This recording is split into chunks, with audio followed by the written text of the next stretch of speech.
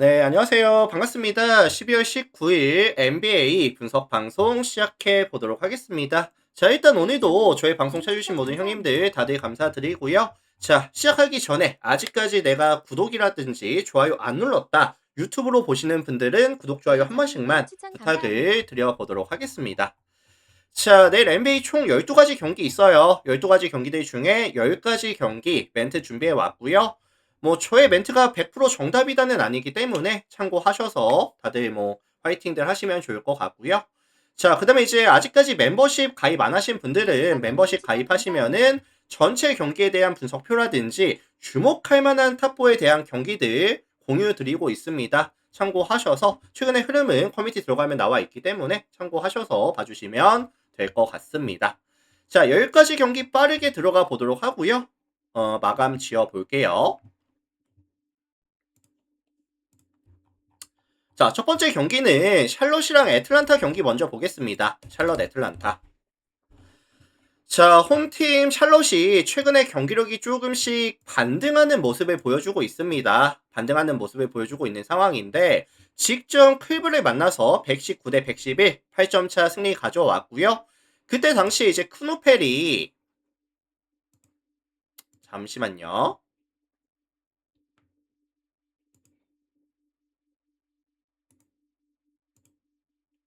잠시만요, 형님들.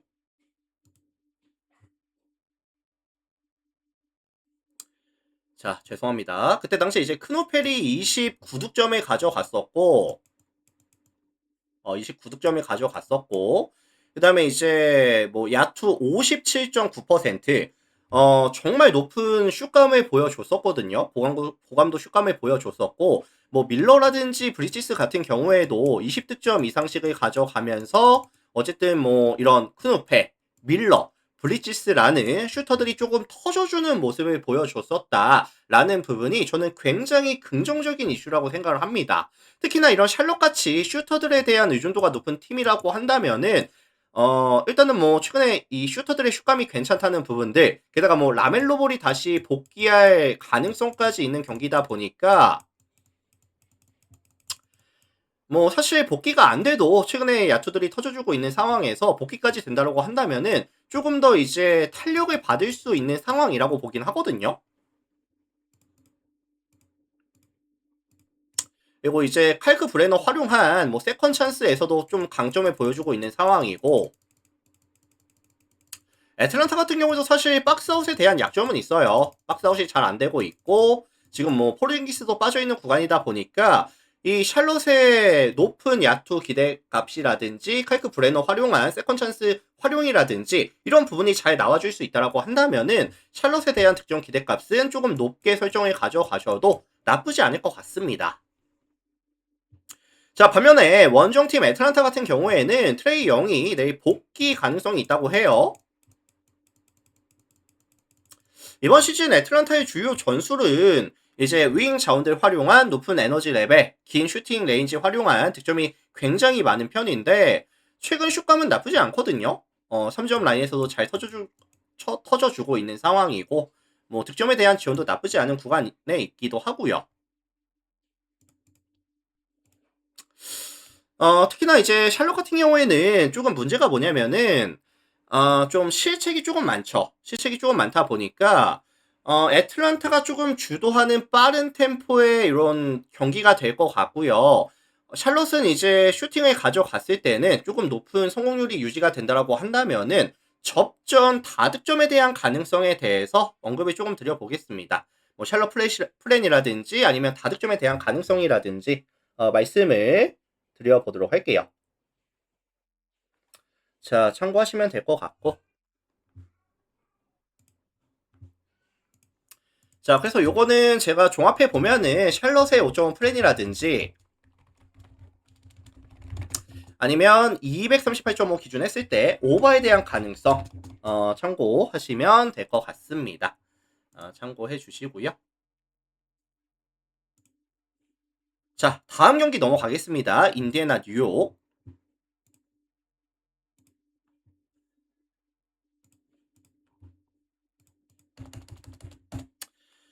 자, 원정팀 뉴욕이 이제 인시즌 토너먼트 결승전 샌안토니오와의 경기 가져갔었고요. 우승 가져가면서 이제 뭐 어쨌든 우승 축하드리고, 근데 이제 뉴욕이 내일 경기에서는 뭐 하트라든지 아누노비라든지 타운스라든지 핵심 코어들이 GTD에 걸리고 있거든요. 게다가 지금 맥브라이드라든지 샤메까지 빠져있는 구간이다 보니까 지금 뭐 타운스, 로빈슨, 하트, 아누노비까지 GTD에다가 맥브라이드, 샤메까지 없는 구간이라고 한다면은 주전 의존도가 높은 뉴욕 입장에서는 조금 리스크로 작용이 될 수 있다라고 생각이 들거든요.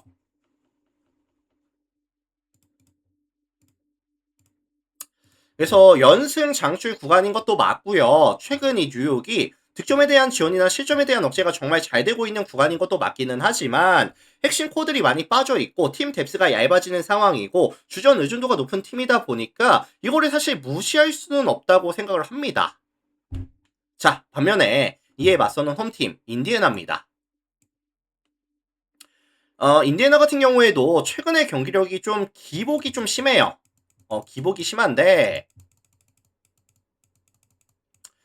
뭐 기본적으로 메서린이라든지 아니면 시아캄이 득점에 대한 지원이 많이 되는 경기에서는 강점이 있는 팀이지만 뭐 메서린과 시아캄이 좀 부진하는 경기에서는 정말 이 편차가 심하거든요.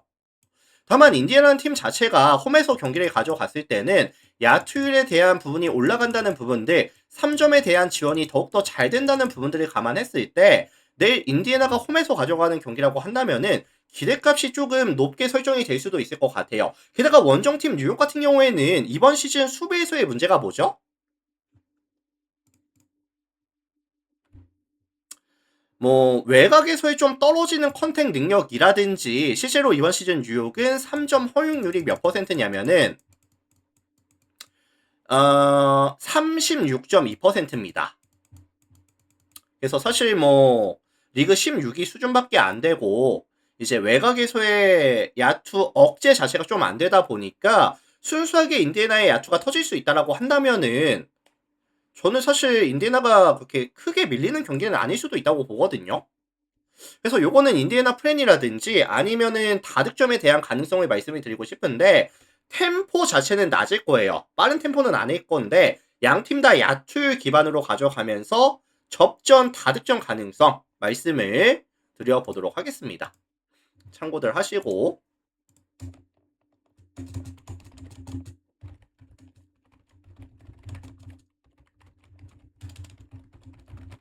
자, 그래서 인디애나 플랜이라든지 아니면 다득점에 대한 가능성까지 언급을 드려보도록 하겠습니다. 참고하시고요. 자, 다음 경기 브루클린이랑 마이애미 경기 보겠습니다. 브루클린, 마이애미.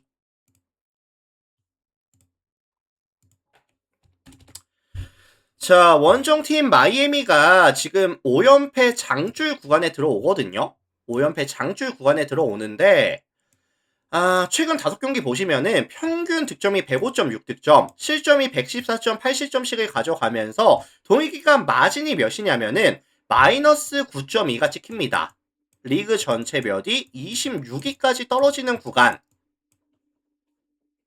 뭐 가장 큰 문제점은 팀 전체적으로 야투가 안 터지거든요. 시즌 평균이 120.73득점인데 최근 5경기 105.6득점을 가져가고 있고 3점 야투가 29.14%, 2점 라인 야투가 52.92, 자유투 라인 야투가 73.95. 자, 그렇다면 이제 마이애미의 이번 시즌 전술이 뭐죠? 빠른 템포, 유기적인 패스, 어디서든 슛 셀렉션이 가능해야 되고요. 아데바요 같은 자원도 3점을 던질 수가 있어야 되거든요. 게다가 이제 높은 성공률까지 기반이 돼야 되는 상황인데 이게 지금 안 되고 있죠. 높은 성공률이 안 나오고 있습니다, 지금. 자, 그리고 이제 좀 핵심 코드들이 또 많이 빠지기 시작했어요. 뭐 로지어라든지 요비치, 게다가 헤로가 지금 빠지는 게 정말 크고 헤로가 사실 멱살을 잡고 이겨주는 경기가 최근에 또 많았었거든요. 복귀한 이후에 빠지는 게 좀 아쉽고 뭐 파웨일이라든지 라르송 같은 경우에도 100%의 또 컨디션이 아닙니다. 그래서 일단은 지금 마이애미가 탄탄한 팀 뎁스 활용한 로테이션이 좀 자주 일어나줘야 되고요. 높은 에너지 레벨이 유지가 돼야 되고 높은 성공률이 유지가 돼야 되는 상황인데 뎁스는 얇아지고 있고 성공률은 떨어지고 있는 구간이다 보니까 경쟁력이 많이 떨어진다고 저는 생각을 합니다.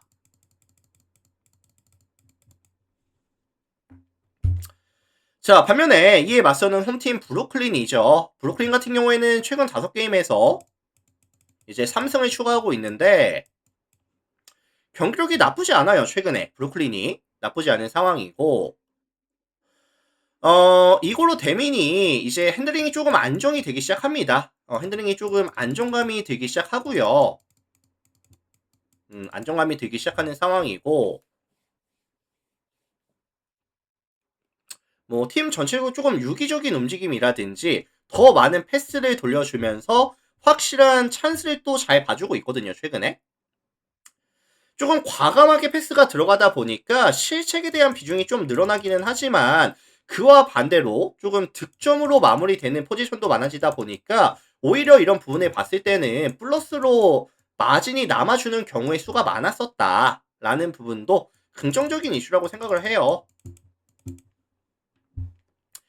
자, 그래서 이거 종합해 보면은 마이미가 사실 굳이 정배를 받을 타이밍은 아닌 것 같고요. 뭐 브루클린의 프렌이라든지 아니면은 뭐 역배에 대한 가능성까지 같이 언급을 좀 드려도 괜찮을 것 같고 가능성에 대해서 언급을 드려보겠습니다.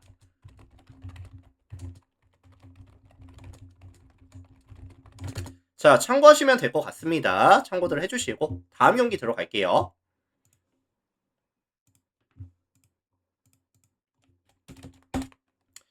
자, 오클라호마랑 클리퍼스 경기 보겠습니다. 오클라호마 클리퍼스. 자, 이 매치업은 팀 밸류 차이가 꽤나 많이 난다라고 생각을 해요. 24승 2패 팀과 6승 20패 팀의 매치업이라고 보시면 될 것 같은데 자, 홈팀 오클라호마 같은 경우에는 직전 이제 샌안토니오와의 4강에서 떨어졌죠. 4강에서 길었던 몇 연승이 끊겼다? 16연승이 깨지고 왔습니다. 샌안 상대. 자, 다만 아직 뭐 공격과 수비수의 밸런스는 좀 유지가 된다고 보거든요. 최근 5경기 보시면은 평균 득점이 126.8득점에다가 실점이 104.8실점씩을 가져가면서 동일기간 마진이 플러스 22. 대부분의 경기를 이겼고요. 압도적인 점수 차이로 이기는 경우의 수가 굉장히 많았었다. 뭐 공격에서는 샤이 기저스라는 확실한 에이스가 있고요. 홍그랜과 가져가는 2대1 게임 역시도 높은 효율을 보여주고 있는 상황이고 뭐 월라스, 도트, 젤런 이런 친구들의 야투도 스팟업 자원들의 야투도 충분히 터져주고 있는 구간 벤치 구간에서도 역시나 경쟁력이 유지가 되다 보니까 일단은 공격은 확실히 괜찮아요. 반면에 수비에서도 일단 기본 디폴트 값이 뺏는 수비를 가져가거든요. 뺏는 수비가 안 됐을 때는 빠르게 리커버리가 또 되고요. 근데 이제 클리퍼스 같은 경우에는 지금 이제 하든이 빠집니다. 하든이 빠지고 브래들리 빌이 역시나 시즌 아웃 됐고요. 그러다 보니까 핸들러가 없어요. 그래서 실책에 대한 비율은 올라갈 수밖에 없는 상황이고 세트 오펜스에 대한 효율은 떨어질 수밖에 없는 상황이고 게다가 이 오클라호마 같이 좀 뺏는 수비를 가져가는 팀을 만난다고 한다면은 사실 이 오클라호마가 훨씬 더 많은 포지션을 가져갈 수도 있겠다라는 저는 생각이 들거든요.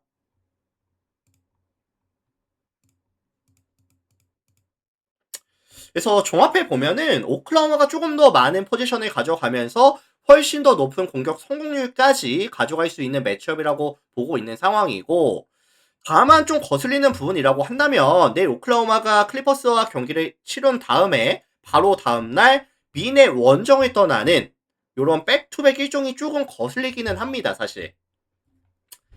그래서 요거는 뭐 다운템포에다가 수비 위주 게임을 좀 예상이 된다라고 한다면은 오클이 승리는 가져가겠죠. 근데 사실 뭐 크게 의미는 없어 보이고 221.5 기준 했을 때 언더에 대한 가능성 정도만 언급을 드려보도록 하겠습니다. 참고하시면 될 것 같아요. 트리마카시 물결표님 추천 감사합니다. 자, 다음 경기 샌안토니오와 이제 워싱턴 경기 보겠습니다. 샌안 워싱턴. 샌안 워싱턴 볼게요.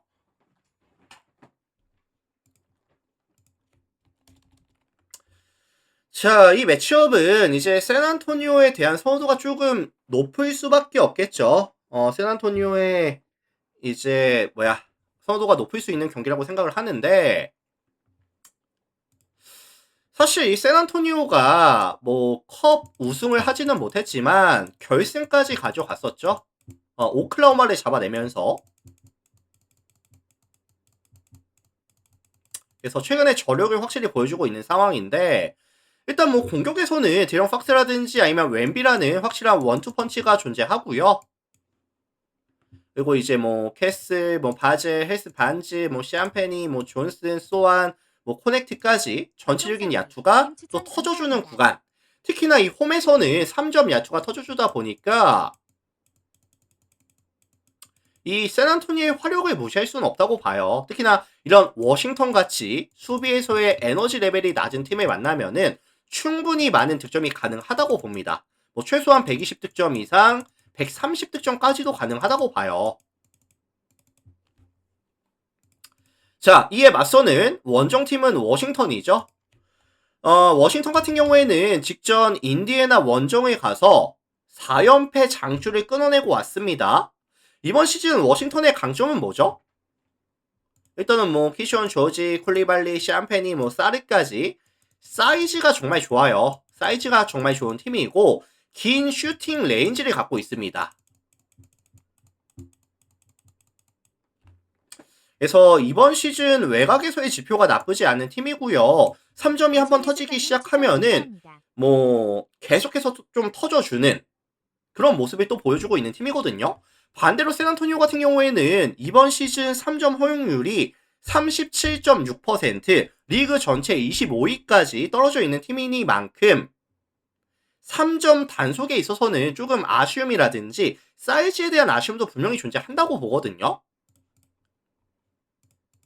그래서 세난이 주도하는 빠른 템포에다가 높은 성공률이 기반이 되는 게임이라고 보는데 워싱턴이 외곽에서 조금 따라가 줄 수 있는 느낌 정도? 봐주시면 뭐 괜찮을 것 같기는 해요. 그래서 종합해 보면은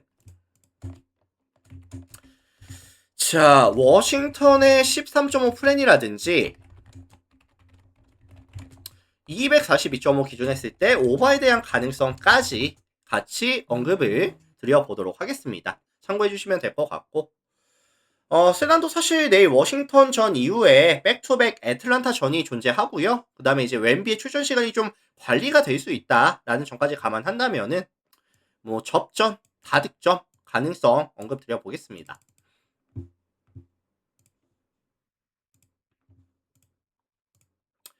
자, 다음 경기 미러키랑 토론토 경기 볼게요. 미러키 토론토.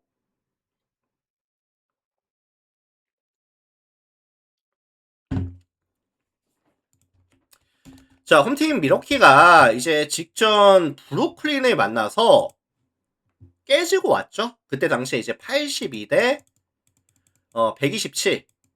몇 점 차였죠, 그때? 45점 차. 그래서 최근의 경기력이 확실히 좀 안 좋아요.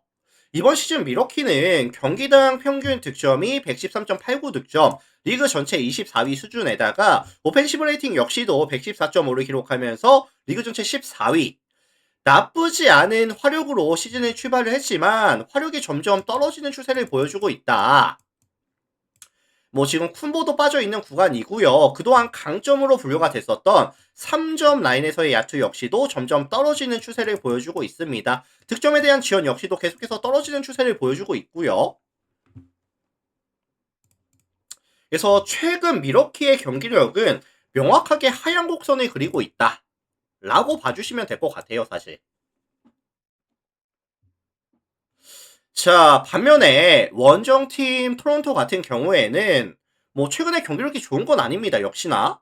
다만 이제 직접 마임이 만나서 106대 96 연패를 좀 끊어내고 왔고요. 3점을 40개 던져서 16개 메이드, 3점에 대한 지원이 나쁘지 않았었거든요. 그리고 이제 퍼들 활용한 세컨 찬스에 대한 강점이라든지 아니면 뭐 스카티 반즈, 뭐 잉그램, 퀴클리 활용한 이제 뺏는 수비, 거기서 파생되는 트랜지션 상황, 또 이런 걸 또 잘 이용해 줬어요. 근데 이제 사실 미러키 같은 경우에도 최근에 팀 전체적인 뭐 슈팅에 대한 감각이 떨어져 있을 뿐만이 아니라 실책에 대한 비율이 늘어나고 있고 전체적인 집중력이 안 나오고 있고 세컨 찬스에 대한 억제가 또 안 되고 있는 구간이다 보니까 토론토가 조금 더 많은 포지션을 가져가 주면서 외곽에서 조금 더 높은 성공률을 보여줄 수 있는 매치업이 될 것 같다라는 말씀을 좀 드려볼게요. 그래서 요거는 종합해 보면은 뭐 토론토 승이라든지 아니면은 5.5 마헨에 대한 가능성을 언급을 좀 드려보도록 하겠습니다. 참고해 주시면 될 것 같고요. 다음 경기 넘어갈게요.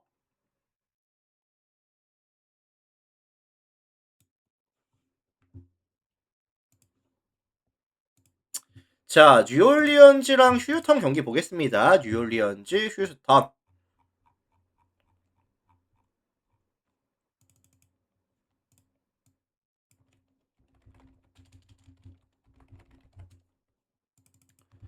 자, 볼게요.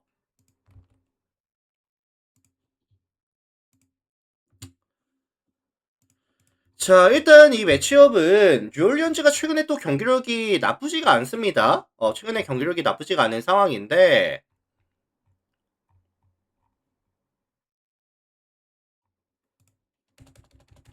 최근에 이제 포틀랜드 잡아냈고 시카고를 잡아내면서 연승 구간에 들어왔어요. 이 뉴올리언즈가. 그래서 팀 전체적으로 집중력이 올라가는 모습을 보여주고 있고요.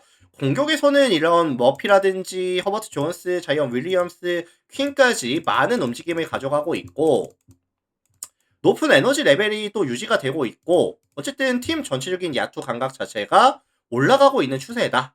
2점 라인에서 많은 야투 시도와 높은 성공률, 뭐 자유투 라인에서도 많은 시도와 높은 성공률을 최근에 가져가고 있죠. 그래서 페인트 존에서 많은 득점이 나오는 것도 긍정적인 요소지만 실책 없이 포지션이 마무리가 되고 있다. 라는 점도 저는 굉장히 긍정적인 이슈라고 보고 있거든요. 반면에 휴턴 같은 경우에는 조금 외곽에서 타이트하게 수비 가져가면서 인사이드로서의 볼 투입을 억제해 준다든지 아니면은 3점을 조금 강요하는 수비가 잘 되기는 하거든요.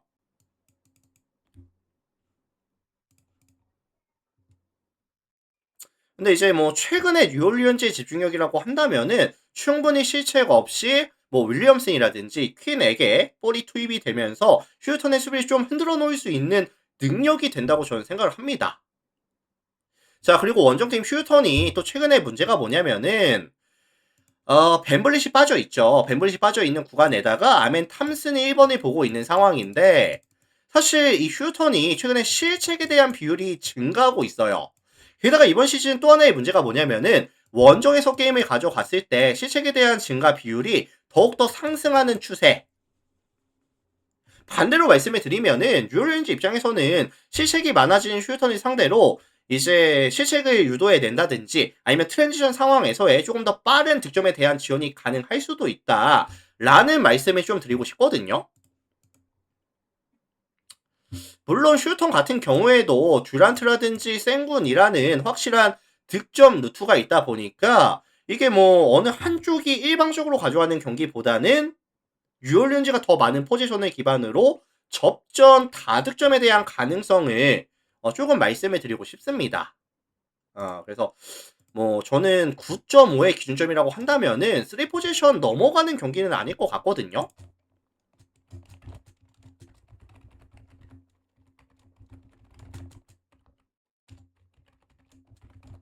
자, 그래서 어쨌든 뉴올리언즈 플랜이라든지 234.5 기준 오버에 대한 가능성에 대해서 언급을 드려보도록 하겠습니다. 참고들 해주시고요. 다음 경기 넘어갈게요.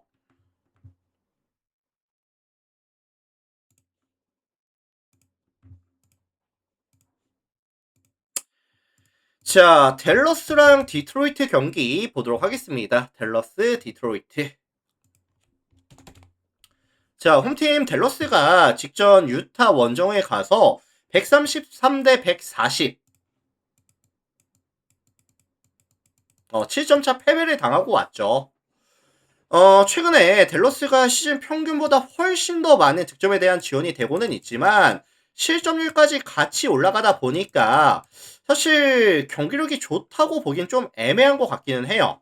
실점률이 되게 많이 올라가 있거든요. 게다가 지금 댈러스가 앤서니 데이비스가 아직까지는 종아리 부상이 있죠. 종아리 부상이 있다 보니까 출전이 될지 안 될지, 출전이 된다 한들 출전 시간을 가져갈 수 있을지, 경기력은 괜찮을지 여러 가지 변수가 좀 있다고 생각을 해요.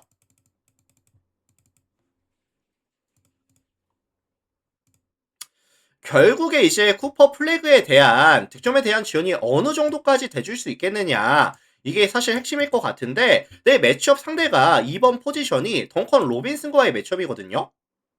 근데 사실 저는 좀 냉정하게 봤을 때 쿠퍼 플래그가 로빈슨과의 매치업에 가져가면서 1대1 공격에 대한 비중만 가져가더라도 어느 정도 득점에 대한 지원은 가능하다고 생각을 합니다. 사실 뭐 디트로이트가 이제 뭐 백코트 라인에서의 수비가 또 좋은 팀은 아니다 보니까 뭐 미드레인지라든지 외곽에서 충분한 득점에 대한 지원이 된다고 보거든요. 자, 반면에 원정팀 디트로이트 같은 경우에도 뭐 두렌이라든지 해리스, 폴 리드, 뭐 스튜어트 이런 친구들.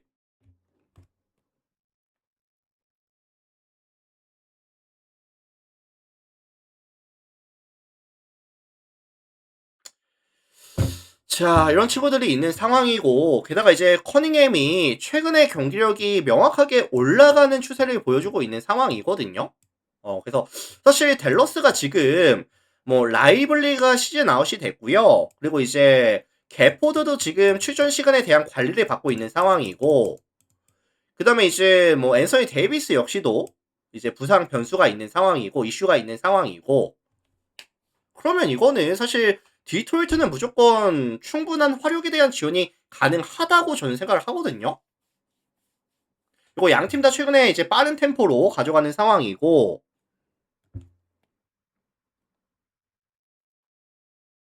빠른 템포의 높은 공격 성공률까지 같이 가져갈 수 있는 경기라고 보고 있기 때문에 뭐 디트로이트 승리라든지 아니면 231.5 기준했을 때 다득점에 대한 가능성까지 같이 언급을 드려보도록 하겠습니다. 참고들 하시고요. 자, 이렇게 보시면 될 것 같고, 종합해보면 디트승, 종페리님 별풍선 50개 감사합니다. 그 다음에 231.5 오바 가능성까지 같이 언급 드려볼게요. 자, 참고들 하시면 될 것 같고요. 다음 경기 넘어가겠습니다.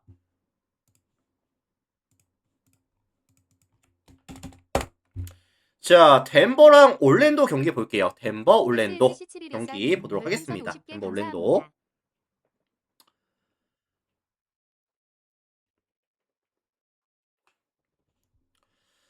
자, 홈팀 덴버가 지금 5연승 장줄 구간에 들어옵니다. 덴버가 5연승 장줄 구간에 들어오는데, 이번 시즌 덴버는 공격 코트에서의 강점이 정말 명확한 팀이거든요. 경기당 평균 득점이 125.6득점씩을 가져가면서 리그 전체 1위. 오펜시브 레이팅 역시도 125.8 기록하면서 리그 전체 1위. 최근 5경기 평균 득점이 129.6득점 기록하면서 리그에서 가장 또 높은 득점 가져가고 있는 상황인데, 지금 이 덴버가 사기인 이유가 뭐냐면은 3점 야투가 미쳐 있죠. 44.79, 2점 라인 야투가 60.75, 최근 5경기 기준. 그래서 확실한 원투펀치 요키치라든지 자말 머레이가 경기력이 고점에서 유지가 되고 있는 상황이고요. 뭐 나머지 카메론 존슨이라든지 뭐 스펜서 존스라든지 스팟업 자원들의 야투 역시도 터져주고 있는 구간.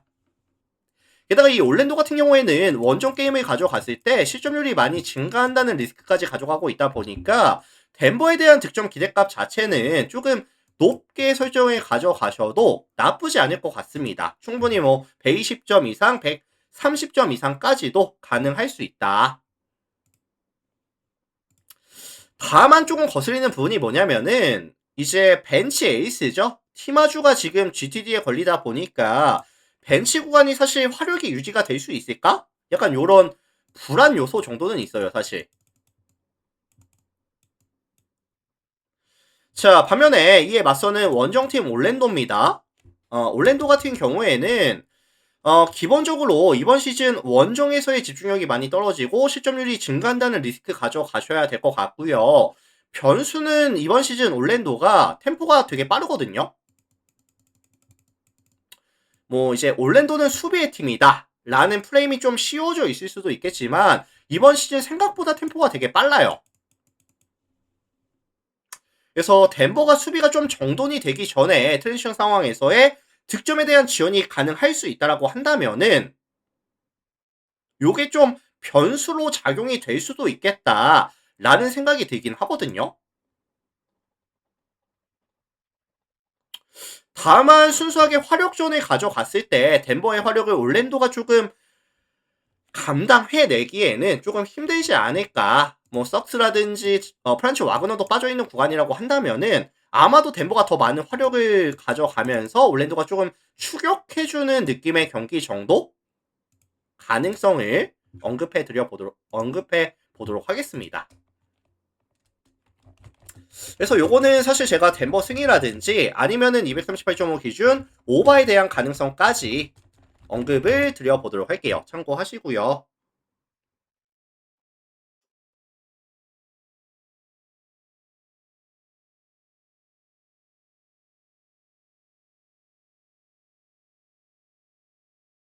자, 마지막 경기 들어가겠습니다. 피닉스랑 골든스테이트 경기 볼게요. 자, 피닉스, 골든스테이트 보도록 하겠습니다. 자, 이 매치업은 뭐 팩트만 좀 말씀을 드리자면은 두 팀 다 이제 홈에서의 경기를 가져갔을 때 강점이 있는 팀이다라는 말씀을 우선 드릴게요. 좀 이런 타이틀을 달아줄 거고 이번 시즌 이 피닉스 같은 경우에는 그래도 이제 홈에서의 경기력은 괜찮았습니다. 게다가 이제 부코가 복귀를 했고요. 그리고 이제 피닉스 같은 경우에는 기본적으로 약간 뺏는 수비를 기본적으로 가져가거든요. 뺏는 수비를 가져가는 팀이고 골스 같은 경우에도 사실 홈에서는 집중력이 나쁘지 않지만 원정 게임을 떠났을 때 실책에 대한 비율이 많이 증가한다는 또 리스크를 가져갑니다.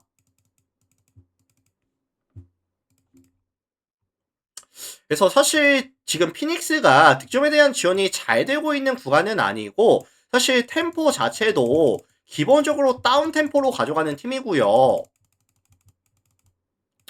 뭐 골스 같은 경우에도 지금 득점에 대한 지원이 또 잘 되는 구간은 아닌데다가 원정에서 가져가는 게임이라는 점까지 감안을 해봤을 때 요거는 종합해 보면은 사실 피닉스가 더 많은 볼 소유 시간을 가져가면서 다운 템포에다가 약간 수비적인 움직임이 많이 보여지는 경기가 되지 않을까 라는 좀 예상을 해볼 수 있을 것 같거든요. 그래서 요거는 231.5 기준 했을 때 저득점에 대한 가능성을 좀 말씀을 드리고 싶고요.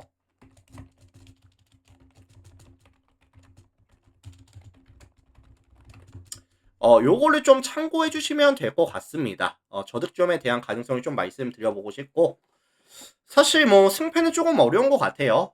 저득점에 대한 가능성 정도만 언급을 드려보도록 하겠습니다. 참고해 주시고 자 이렇게 해서 오늘 제가 총 10가지 경기 분석 준비한 거 다 진행해 봤고요. 유튜브로 보시는 분들은 제가 이제 끝내기 전에 아직까지 구독, 그 다음에 좋아요 안 하셨다. 한 번씩만 눌러주시면 더욱더 양질의 데이터 가져올 수 있도록 더욱더 노력하도록 하겠습니다. 구독, 좋아요 한 번씩만 눌러주시고요.